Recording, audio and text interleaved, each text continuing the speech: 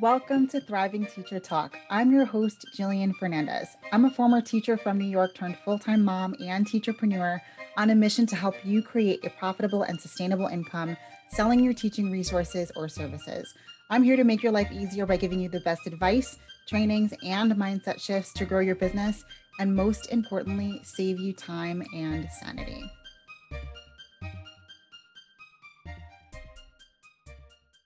I'm excited today to talk about a question I hear a lot. I hear this from many people just getting started and from people who've had a store for a while. So wherever you are, I am confident that this one will help you grow your business and save time. Big on the save time with this one. So here's the story that I often hear. Let me know if any of this sounds familiar. You've been posting on IG a lot. Like you're consistent. It's in your schedule. You're thinking ahead, making sure that your posts are talking exactly to your ideal audience. If you haven't picked an ideal audience, go listen to episode 3. Maybe you're even batching content so that it takes less energy. But with all the consistency and time, the time for sure. With all of that, you're just wondering if it's all worth it. Like maybe the results I talk about aren't really typical. Some people just have the flair and maybe some don't. I mean, with all of that effort, you should be seeing some leads or at least some responses, right? If that's where you're at, like I said, I hear this a lot. You're not alone. You're even doing a lot of the things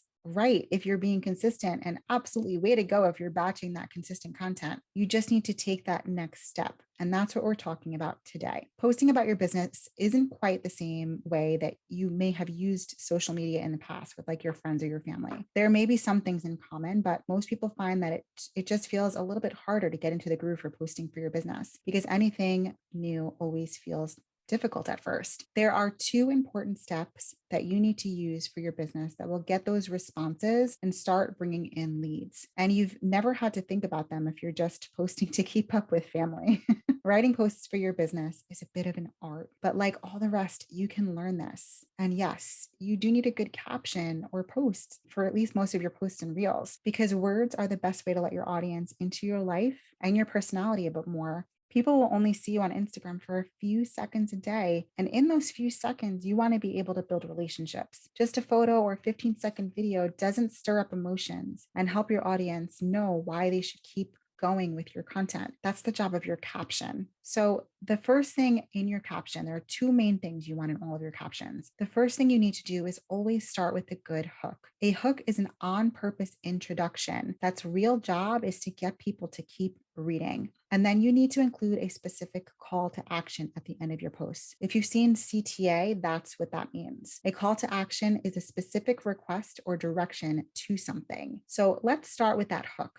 With Instagram, you only have a few seconds to get and keep anyone's attention. Now, IG only shows a portion of your caption before you get that read more button. So if new people aren't intrigued enough, they just aren't going to click. If someone's already in your audience, a good hook will still increase the chance that they're going to read more. Think of it a little bit like a cliffhanger. When you watch a great show that leaves you wanting more, this is what you want to do with the first line of your caption. You want to get people interested in what you have to say next. With all of the stimulation people have all over social media, hooks will give you a chance to get your ideal audience to keep reading and stay interested in your content. Remember, a hook is pretty short, no more than a sentence or so. So don't overthink these. Don't make them too long. There are 4 types of hooks that work really well, and knowing all of them gives some great options as you're starting to write. So they are contagious excitement, storytelling or sharing, asking a question, and inspiration. And of course, we'll break these down so you have some practical, effective ideas to get started with. So for contagious excitement, this is probably the easiest type, but I do want you to use each of these different types kind of sparingly. So like try to use the different 4 types, recycle them through your content like once a week, once a month, etc. You'll get the idea as I go through. So contagious excitement is things like, I can't wait to tell you, or you're not going to believe what just happened to me, or even like, stop your scroll. I mean, who doesn't want to join in on something great? But also, too much excitement can seem fake. I mean, I could get that excited about tacos every day, but that's probably just me. Contagious excitement should be used for something that you really want your audience to learn or celebrate with you. When it really is authentic excitement, that's what's contagious and draws in your audience. You want to save your this is super important hooks for something that you really want to bring attention to. Okay, next one is story sharing. Oh man, we all really love stories, right? We connect with people and our businesses through stories. Story posts are amazing for building those relationships. Of course, as we mentioned, a hook is short. So this is just sharing a hint about that story in one line. So you can say like, guess what just happened? Or I think it's time I tell you about dot dot dot. Now, you can even make a little extra mystery by saying like, can I tell you a secret? That's a great one, but obviously you're not going to be sharing secrets all the time. So again, you want to be sure to use them sparingly. But that does touch on the fact that you can use the same hook more than once. And all of these can be reused for different posts. You just want to be sure that you spread those posts out. So yes, share your stories starting from the very first line. So you can say like, so I was at Target and dot, dot, dot. That was a great one that I used a while back. It's actually amazing what you can learn and later share with your audience while running errands. That's real life, my friends. The next one is ask a question. And this, of course, is a question directly to your audience. Something like, when was the last time you, and then fill in the blank with your question? Or have you ever dot, dot, dot done or felt something. This is a great way to give your audience a chance to talk about themselves. Like we all love to share our experiences and maybe a bit of advice. So starting out with the question gives your audience an opportunity to share what they know and care about. This is a great way to start or continue building connections and community with your followers. We'll come back to questions a bit more when we get to calls to action, because seriously, asking your followers to share something is golden. And finally, the last one is inspiration. So I want you to remember things that are inspirational to you in your classroom, in your life. These are things that are going to help people actually remember you because you've inspired them. So even if it's the ability to talk about how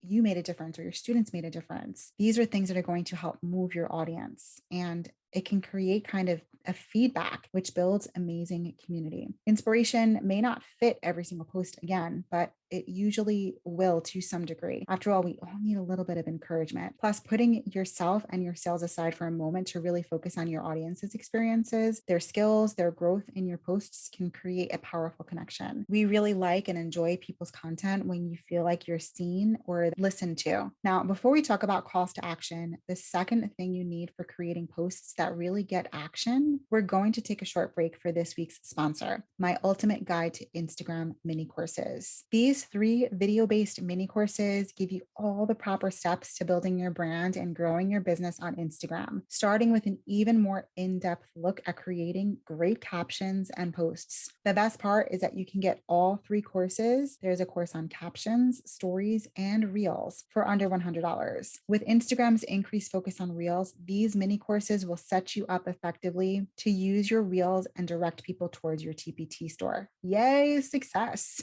And stories aren't going anywhere either. So you'll love the content strategy and design help in the stories mini course. It's all up to you how you'd like to grow your Instagram marketing. Each course is self-paced, so you can choose just one that you need right now or pick up the bundle to learn what you need when you need it. And as always, there are templates, prompts, and guides because you'll always get templates from me.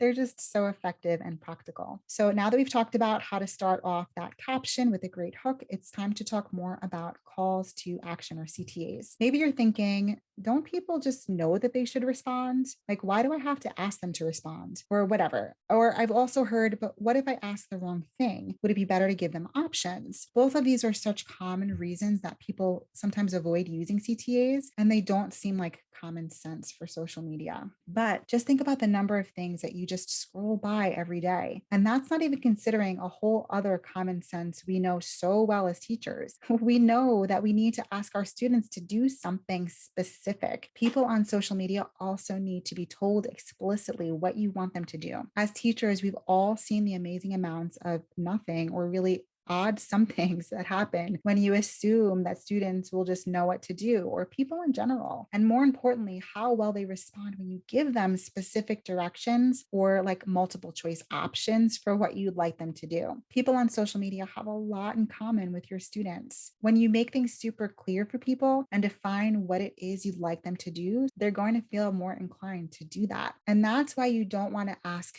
for more than one thing in a post. Too many options just mean that they're going to end up doing nothing. Your call to action is definitely a one thing you want them to do for that particular post. You can and should have different call to actions for different posts because there are multiple kinds of calls to actions that you're going to want to use. If you're always asking the same thing, it gets boring for you and for your audience, and you'll get much less of a response. The things that you're going to ask your audience to do are do something or take an action or give feedback or give their opinion. And remember, it's one request for each post. Asking your audience to do something or take action is probably the most common call to action. And there are so many things that you can ask them to do. Comment below, check out a link, find a new resource, or go check out your website, share your post, or leave a specific emoji. Asking my audience to drop an emoji is a great way to give my audience just a quick way to engage. This could be like, let me know what you think. Drop a red heart if you're totally prepared for the new school year, a yellow heart if you're going to be ready, but still have a few things to do, or a purple heart if you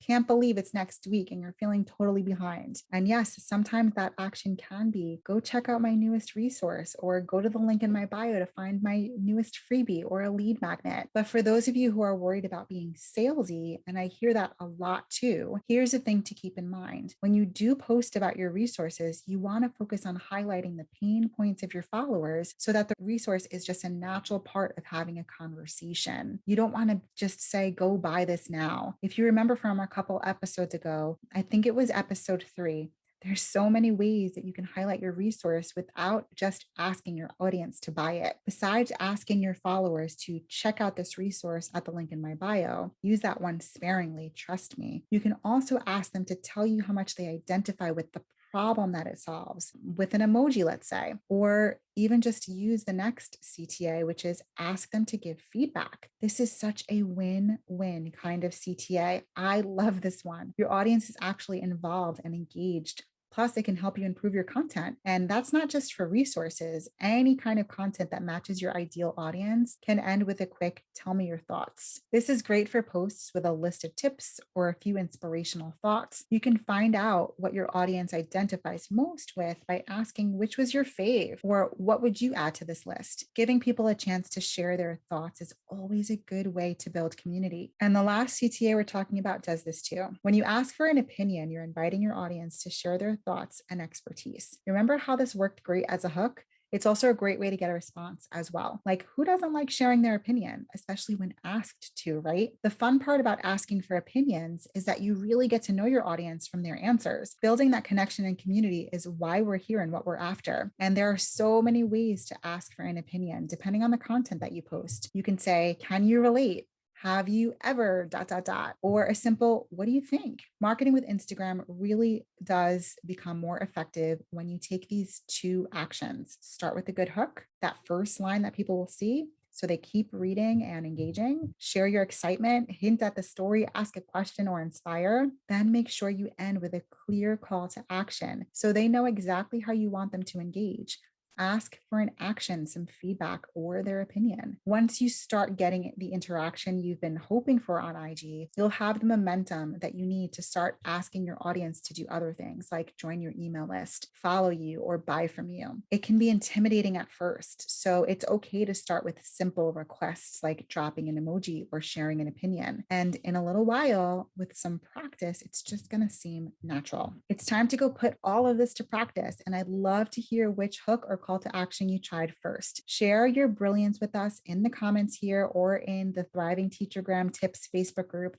The link is in the show notes. If you share in the Facebook group, we can come give some support as well. I can't wait to chat with you next time as we are continuing to prioritize our growth. If you loved this episode, be sure to subscribe so you can catch all new episodes, leave a review if something resonated, or even just send me a DM. Thank you for letting me into your business and your life today. We're going to love growing together as you create a profitable and sustainable income selling your teaching resources or services. I'm so honored to be here to make your life a little bit easier with the best advice, trainings, and mindset shifts to grow your business, and most importantly, save you time and sanity.